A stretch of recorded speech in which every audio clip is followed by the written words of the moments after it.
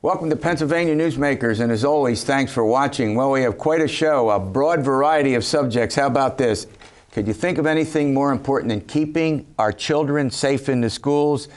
Why reason matters in American politics? But first, how about this? Let's get to the big stories of the week with a couple of the state's leading reporters. We'll be back in a moment.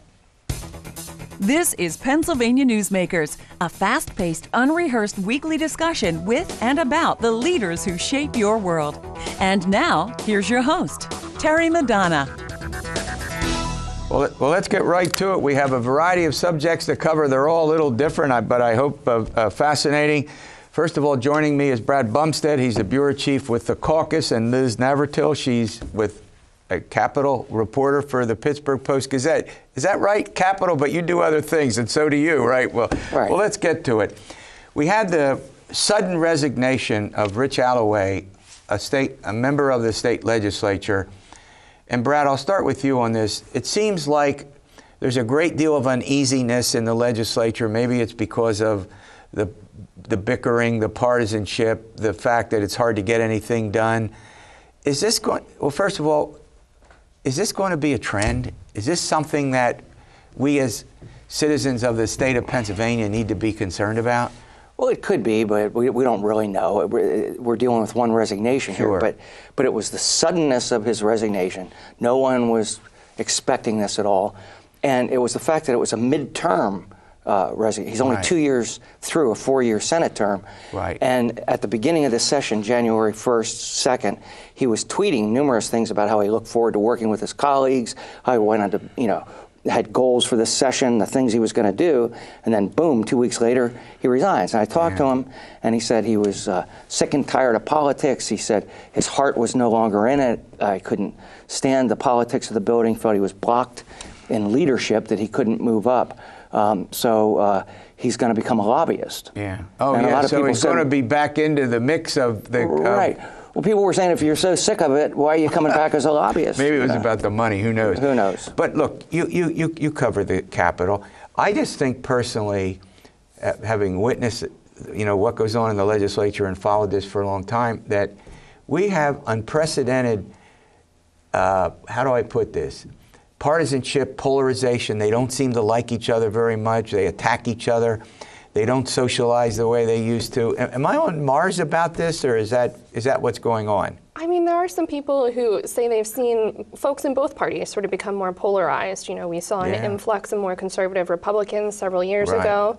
This time around, the Democrats made some gains, largely by bringing in some progressive candidates. And there are some folks who think having more progressive Democrats and losing the moderate Republicans could sort of set us up for a rougher or a tougher session where it's harder to find Well, let's put it this way. Governor Wolf, of course, is now starting his second term. He's got 4 years. He can't seek re-election. He inherits, I'll put it this way, a more conservative, and I'm using conservative and liberal here in a descriptive way, not pejorative. He's going to have to do, he has an agenda. We'll find more about that when he delivers the budget message coming up in February. But the bottom line is anything, Brad, you've covered, is anything going to get done? Well, maybe I'm too pessimistic. No, you're not. It's going to be really hard for major things to get done. First of all, we did a story in the Caucus a couple weeks ago talking to experts like yourself about how second terms of governors, by and large, just are not really productive anyway compared to their first term. Doesn't mean they don't get some things done, but it's hard to begin with. Second, more conservative legislature, as Liz pointed out. Yeah. So I think that it's going to be hard for major programs to move through from either direction. But the one thing that will be possible, if you think of the baseball analogy, Wolf can play small ball. Small ball, got it. As opposed to being a power hitter who hits the grand slam out. If he does some things with job training and other things with the legislature that they want, school funding everybody wants, there can be things that he gets through, as he did pretty much the last year and a half. Yeah, do you agree with that?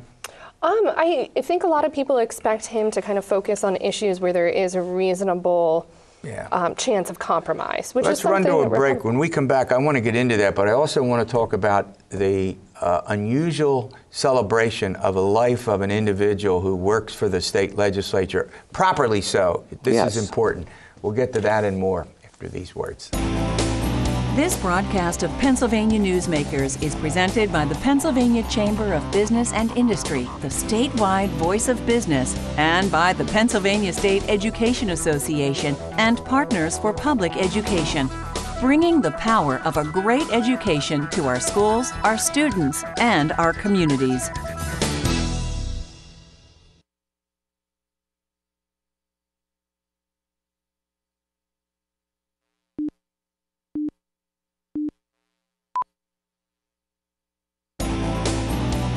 This broadcast of Pennsylvania Newsmakers is brought to you by the Pennsylvania Highway Information Association, the go-to source to learn about transportation projects and issues. Please visit pahighwayinfo.org. And by the Pennsylvania Manufacturers Association. Business in Pennsylvania is our business. All right, we're chatting about some of the big stories of the week, and we have, and Karen, I'll start with you on this, the death of the chief of staff of what? The Speaker of the House. Take it, I mean, unbelievable commemoration of this woman's life, rightly so. Talk about this. Yeah, her name is Karen Coates. She was, as we understand it, the first female chief of staff to a House Speaker. And she's a woman who really made sure a lot of things ran and operated behind the scenes. If you were doing work with the Speaker, either as a fellow legislator, as a lobbyist, you were probably going to work with Karen at some point. And she died very suddenly, and I think it really... and fairly young, right? Yes. 55. Yeah, that's young. Yeah. There were a lot of people in the Capitol who were very heartbroken about this. They really developed and that's a little unusual, I think. I mean, I don't remember and again, this is absolutely right. It's proper. I'm delighted that the commemoration right where you're heading. Yeah. But it's unusual. It was like a celebration. It was like a funeral in a state where they bring a governor into the rotunda, or something after he's died, his casket, or lieutenant governor like Catherine Baker Knoll. But not that happened, but it was on that level. But the reason was people really liked her. She did have that first female designation. She was only 55. It was sudden, and this was a chance to really celebrate her life. They had hundreds of people in the forum. That's and fabulous. It was really a terrific service that they had over there for her. And what my takeaways from it were two or three, but one was she was extremely ambitious, and no one meant that in a negative sense. It was that she was ambitious to show the people who loved her and supported her and that they could be proud of her in terms of what she got done. And also she was, as one person put it, she ran the show. Yeah, I like that. I mean, yeah. All right, before I let you go, I want to say, obviously we're going to cover the governor's budget address. I think it's February 5, if I have that correct. Bottom line, more broadly, what's the governor's second term agenda? Give me a couple of things that the folks out there might, I think we're all hoping to figure out more about that in the coming weeks, to be quite honest. Shale tax? In the past, that has been something he has continually pushed for, and the legislature has pretty much continually resisted. We've heard a lot about education funding, which tends to be something that they find some sort of compromise on across the aisle. And that was a big priority of the governor during his first term, and I think there was something like a 17% increase in the budget for the schools, right? All right, I'm going to ask this. I don't think it's going to happen. The voters of our state now support it. It's called recreational marijuana. You think he's going to bring?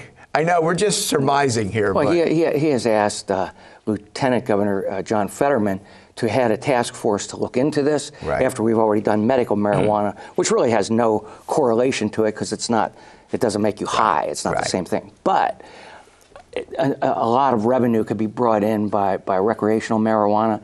And in my view, it is one budget crisis away from being enacted. Won't be now, might not be next year, but if there's ever a $6 billion deficit like when Corbett took office, somebody's going to turn to that and say, hey, because it's better than raising taxes for a lot of people. Now, Liz, here's an interesting situation. There's a big difference between what the Independent Fiscal Commission says the state's going to have $1 billion to $1.8 billion, you pick the number, deficit. The governor says, well, we're getting all these revenues in, about $500 million and more collected this year than than we're spending.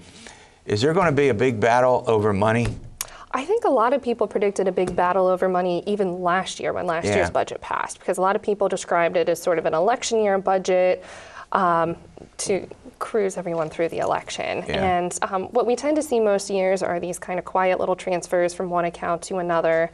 And so I think a lot of people are going to be watching to see how all of that panned out and how that sets us up for next fight. Well, the governor, as you know, 3 of the 4 budgets were late. The first year's budget was, could it go on any longer? Following calendar year. Following calendar year. But unlike what's going on now in the federal government, no employees were laid off, no programs were curtailed. And for most of us sitting out there, life went on as usual, right? And few people realized it, but the governor, because he had vetoed the budget, was allowed to continue to spend money. So there was still revenue coming into the state. Right. And he spent it for various programs. So it's almost like, what, a budget? What do we need one of those for? All right, thanks for coming in. Much appreciated. All right, I don't think there's a more important subject that we can talk about than keeping our kids, keeping our children safe in our schools. We're going to get to that in a moment. This broadcast of Pennsylvania Newsmakers is brought to you by the Pennsylvania Credit Union Association. Pennsylvania Credit Unions, where people are worth more than money. To find a credit union that is right for you, check out ibelong.org. And by the Energy Association of Pennsylvania, Pennsylvania's energy information source.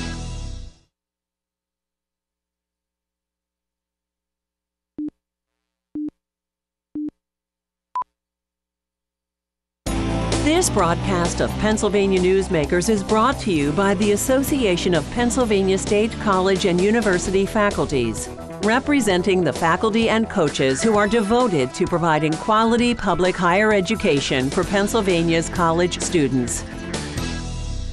Well, if there's a more important subject than keeping our kids safe in the schools, I don't know what that would be. Joining me to talk about I'll say new program, it's called Safe2Say, is Annette Stevenson. She's the Senior Director of Communications for the Pennsylvania School Board Association. I got that right? You did. All right, let's talk about this. First of all, describe what Safe2Say does. So Safe2Say Something, something is at the end there, was okay. recently introduced by the Pennsylvania Attorney General's office. And what it is an anonymous reporting system that allows for students, parents, community members, the public, to report any concern or issue they might have specific to safety or an issue with safety in any of the school entities. This includes not only the public schools, but the private, the charter schools as well. And so the point is that this, if you make a complaint or you learn that something could be happening and you report it, it's confidential, correct? It is. It's entirely anonymous, so that's important because that has obviously been something that may have hindered folks in the past, students particularly, but the public as well. So this is entirely anonymous. The way that it is set up through the Attorney General's office is that it can be reported in one of 3 ways: 24/7 hotline by phone, online on a website that also is confidential, as well as a mobile app that's available to use on mobile devices. So one of 3 ways, very convenient, and the report can be made either of those ways. And there are people on the staffs of the school districts that are responsible for receiving these reports. Is that correct? That's true. First, the report would go through the Crisis Center, and that is maintained by the Attorney General's office. That is set up to respond, be the first responders to that. Following that, there would be a determination made as to whether or not it's a life safety issue or a non-life safety issue, 2 categories of issues. Yeah, and you can understand that. I mean, that Absolutely. certainly makes sense. You know, obviously, if it's life-threatening, it may be more imminent than if it's a general condition.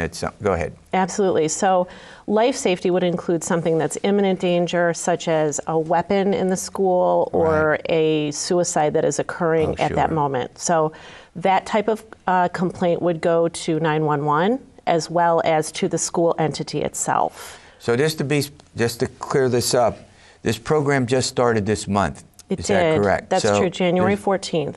there's no history with whether this works, how it works. That all needs to play itself out, right? That is absolutely correct. So the Attorney General's office is working with the Sandy Hook Promise organization. So Sandy Hook Promise does have some history working with other states, but not in statewide initiatives. This is the first of its kind as far as a statewide initiative. 500 school districts, correct, at least, and others, but that's right. Go ahead. 500 public, yes. All right, now, are there any concerns out there that folks in the schools have about this? There is. So first of all, there was some concerns with being ready to respond in the short time frame. So this amendment came into place just in June of 2018.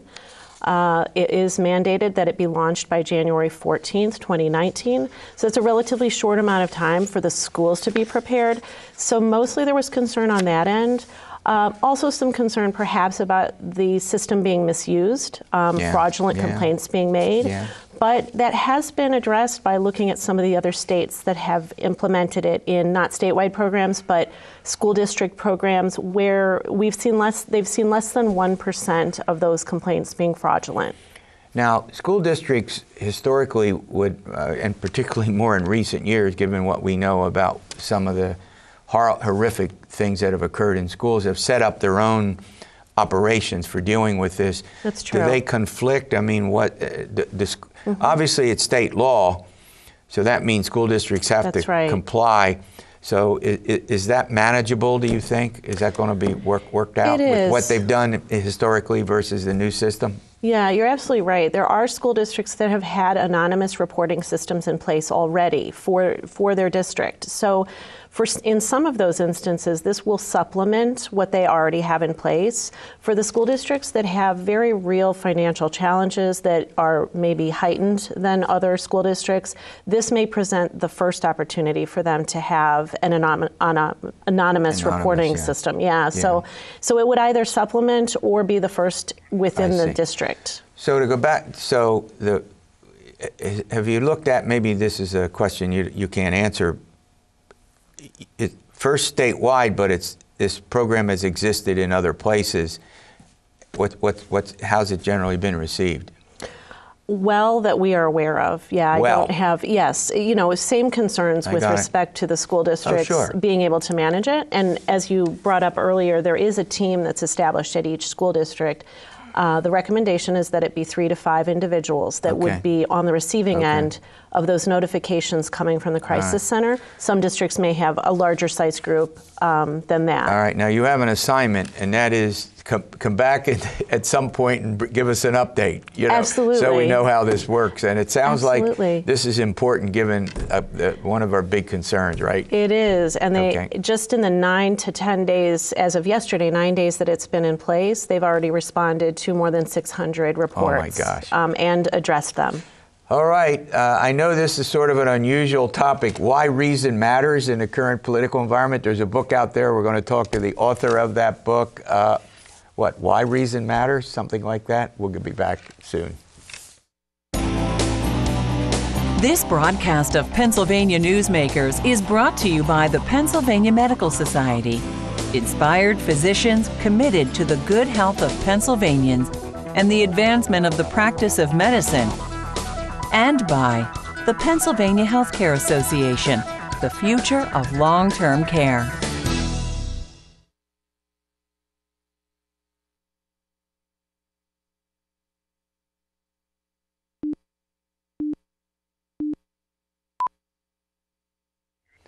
All right, I'm holding in my hands While Reason Slept. The author, Tom Brier, and an attorney wrote this book, and it has to do with the importance of reason. Well, first of all, why should the viewers out there care about this? What's the significance of this book?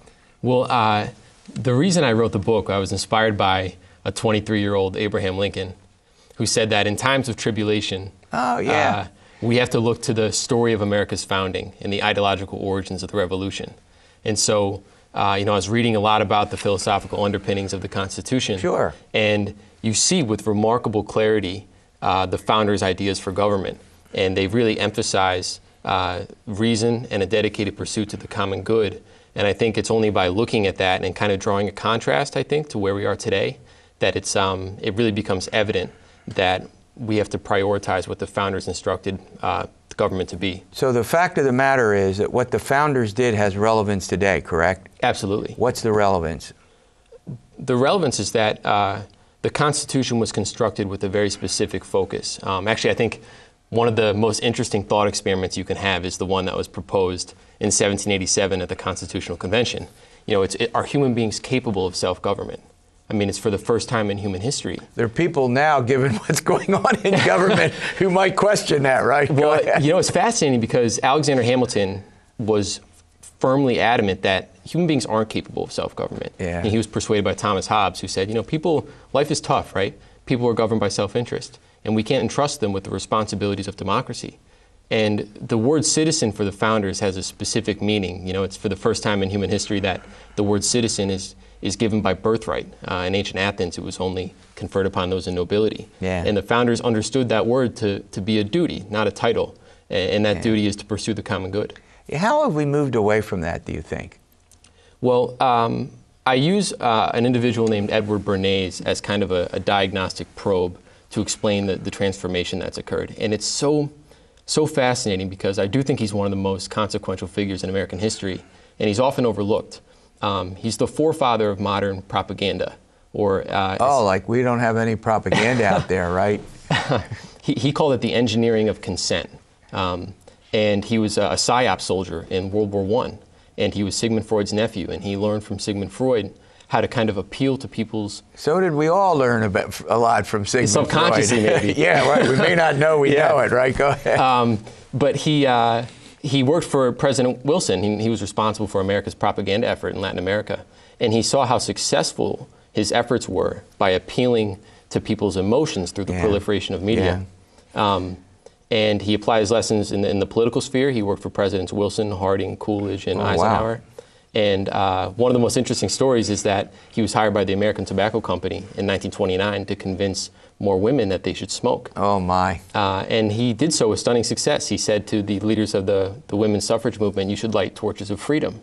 And he arranged for the New York Times. And tie them together. Right. And the number of women smoking had nearly doubled. And it's that kind of Freudian belief, and it's the opposite of what the founders kind of emphasized. All right, 30 seconds. What's your vision for the future? Well, President Kennedy said that the young people have the strongest ties to the future. And I hope that my generation can look to the past to plan our own future. Because I think that by looking at the founders, they focused on what they had in common, right? The common hopes, dreams, and aspirations. And if we can focus on that, we can figure this out. All right, I'm going to hold the book up. While Reason Slept, Tom Brier. You can Google it, and I'm sure you can find out everything you need to know. All right, we'll see you next week for another edition of Pennsylvania Newsmakers. And as always, stay well.